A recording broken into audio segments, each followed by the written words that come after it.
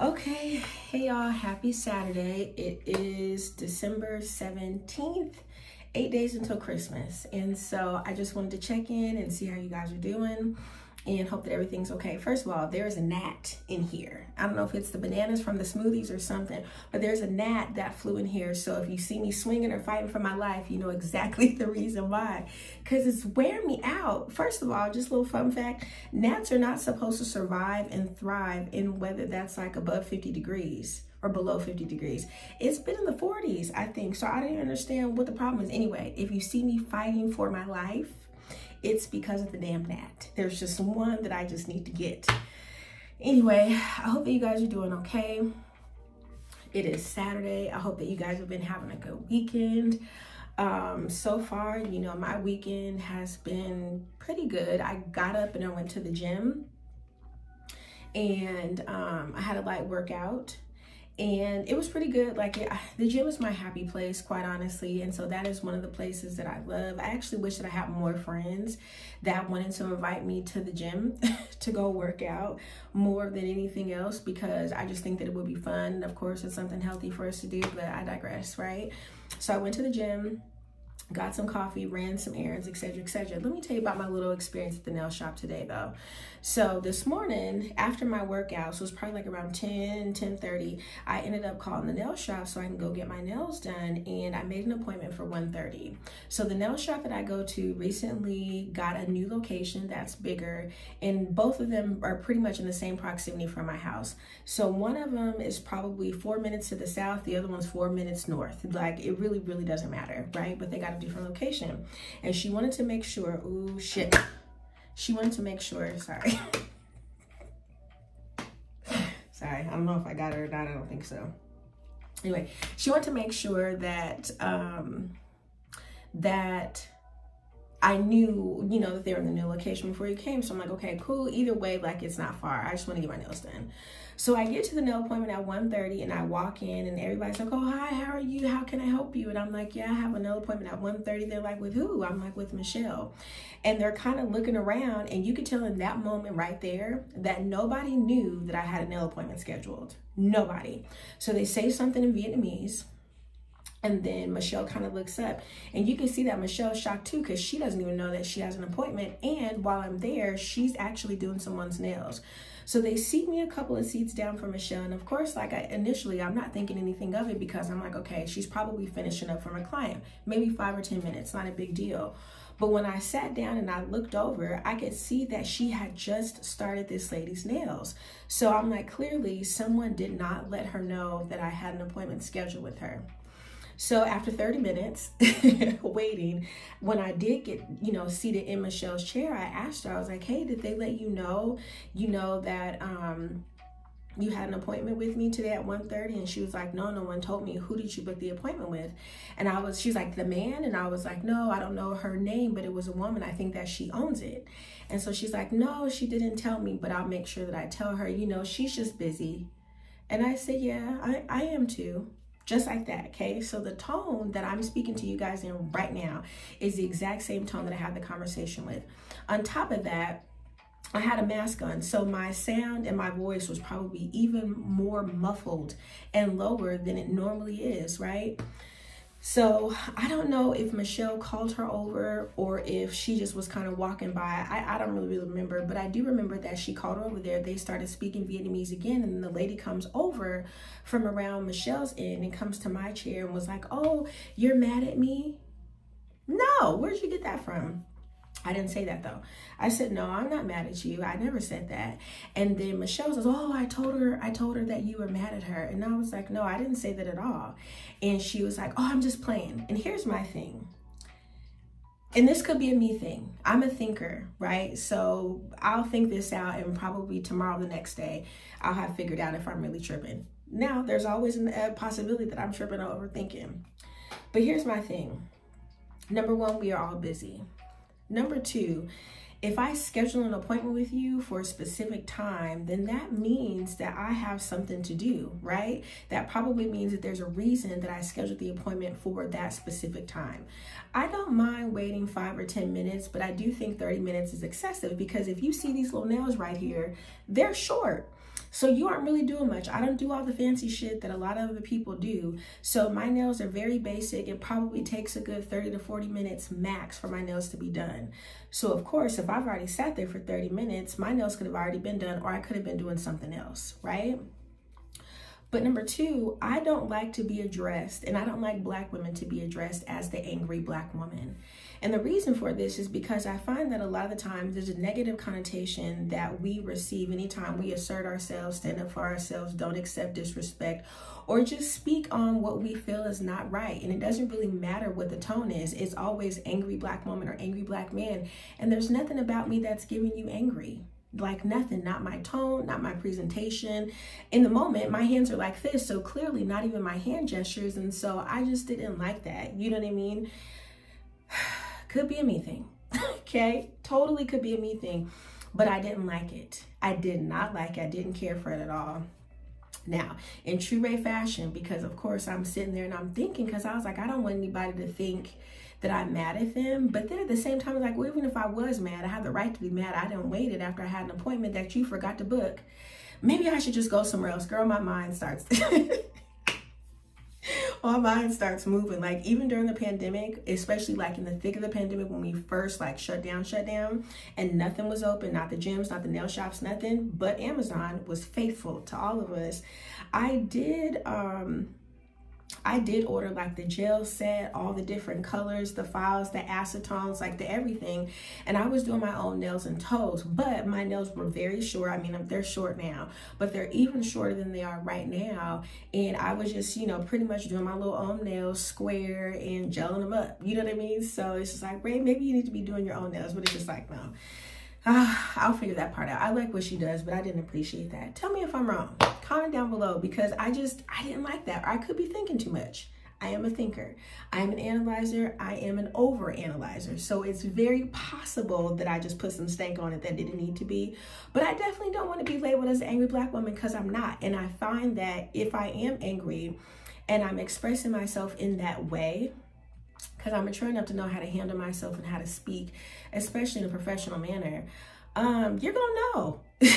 You know what I mean? Like, there's not gonna be no mistaking. It's never been, I wonder if she's mad. No, you know that I'm mad. So like, please don't make that kind of joke. I didn't care for it. Anyway, yeah, so I kind of wanted to just step in and see how everything was going. This little story was hella impromptu, but because it happened, I guess I decided to just tell you guys about my little Saturday. I kind of want to get out and do something, not anything super fantastic, but I love espresso martinis, and there's this restaurant around the corner from my house that makes really good ones. I kind of want to get out, and then with the holidays and everything else that's happening, I'm kind of like, girl, just save your money. You know what I mean? Like, don't go out, but we'll figure out what it is. It won't be anything too much, but I'm kind of thinking that I want to do something, because I've been in the house consistently every weekend outside of going to the gym and running errands for probably like a month now. So I'm ready to do something fun. Anyway, so I wanted to come back and kind of just touch on the story about me moving to Atlanta. And the reason for that is because I did get someone who asked me a question on my last video, I believe, in my last video, about me moving to Atlanta and like my experience. And so I guess I'll give you a little snippet here, and then maybe I can finish the story, you know, in another video. But we'll kind of bring it back to 2008. So 2008, I wanted to move to Georgia, but this was during like the recession. And I was trying to get moved. I literally was so determined that I was going to move. I found an apartment in Sandy Springs. I found my job location in Georgia that was like in the perimeter area. I found a daycare, a school for my kids. Like, I literally had everything lined up. The only thing I was waiting for was for my current job to tell me that I can get it approved to transfer to Georgia. Now, there's a couple of things with that. Number one, we were in a recession. I wasn't asking for them to pay it, but we were in a recession. Number two, because of the cost of living in Seattle, Washington, which is where I'm from, and I've lived most of my life, especially all of my adult life until recently, the cost of living is more. And so if I would have transferred, I would have been making the same pay as I was in Seattle, which would have been beneficial for me. But as far as the site was concerned, I would have been making more money than most of the people who were working in the Atlanta office. And I guess at that time, you know, Atlanta was very popular with transients. A lot of people were relocating to Georgia.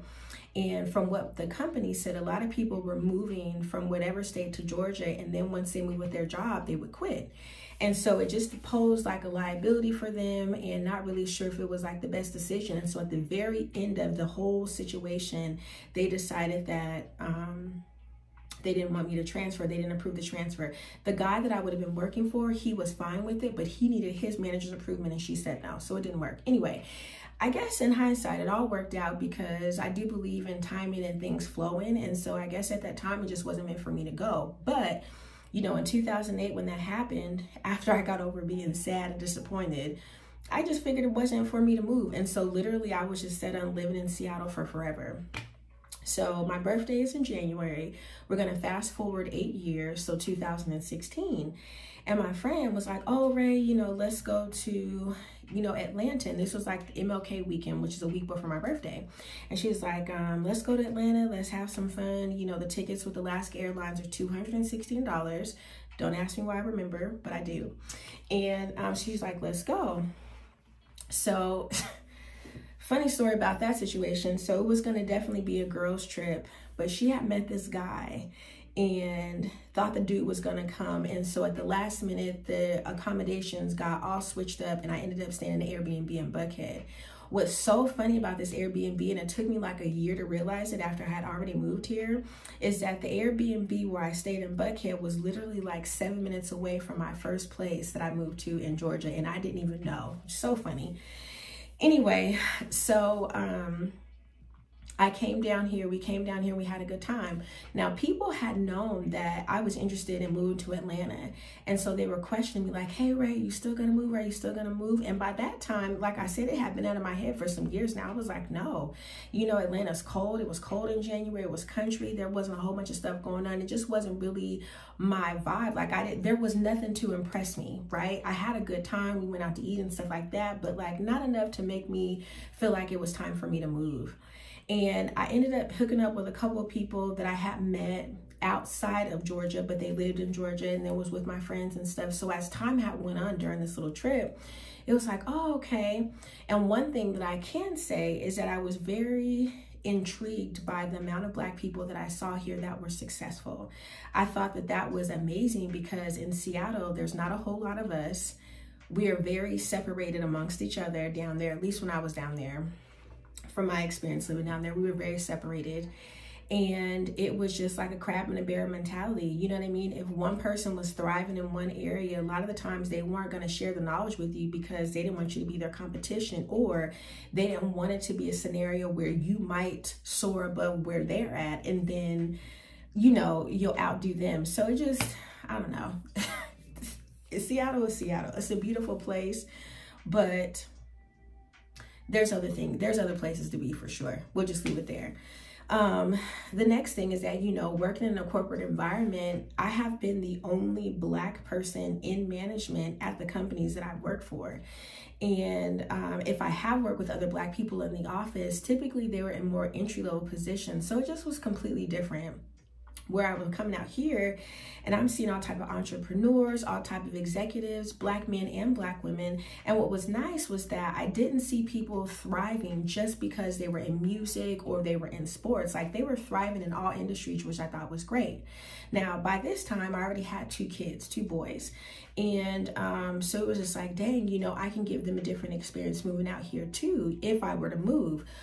And this is kind of where my thought process came in. So I got ready to check out my Airbnb on the last day, and I remember turning around, dramatic, kind of like a movie, and turning off the lights. And I remember looking at my Airbnb and was just like, I don't know, I just was sad. And this is what's so funny, because I wouldn't do this to this day.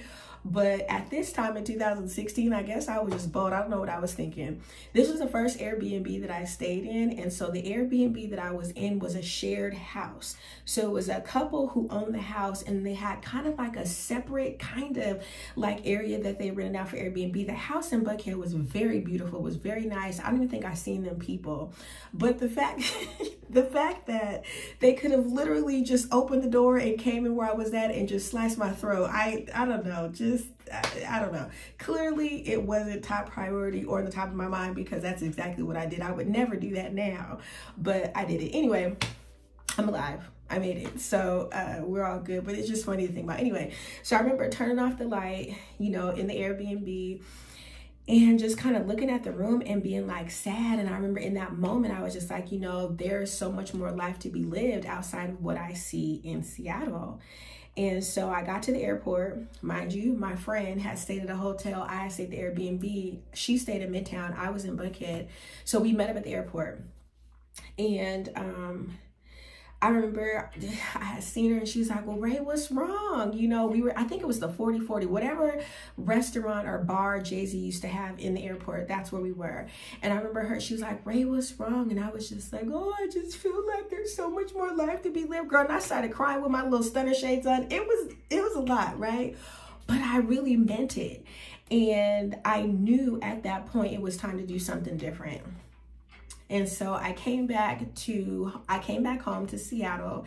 And at that point, like, I was just determined to see what I can do to move. Like, it really had piqued my interest. Not only, you know, the things that I mentioned would be great, but I figured, you know, being a single mom of 2 boys moving down south, the weather is better than Seattle because it's warmer, the cost of living is cheaper, and I can be around more people that look like me. Like, come on now, like, it just made sense, right? And if you didn't know, for those of you who don't know, who've never traveled to Seattle, Seattle definitely is a city that has a lot of rain. If I'm not mistaken, Seattle is the city with the most number of days of rain. So it might not be pouring down or flooding every day, but it's going to be wet to some degree, and it's usually very overcast and gloomy, which is why the suicide rate is so high. So anywhere where there was more sunshine than what we got in Seattle, great. But then I could see people who look like me. My kids can go to school with other kids who look like them, and just be able to see people doing other things, being in other industries, you know, have different careers than just sports and music. Like, I just thought it would be great. You know what I mean? I just thought it'd be a great transition. And so that's why I decided to see what I can do to move. So I came back the following month, February, got another Airbnb, this time in another shared room.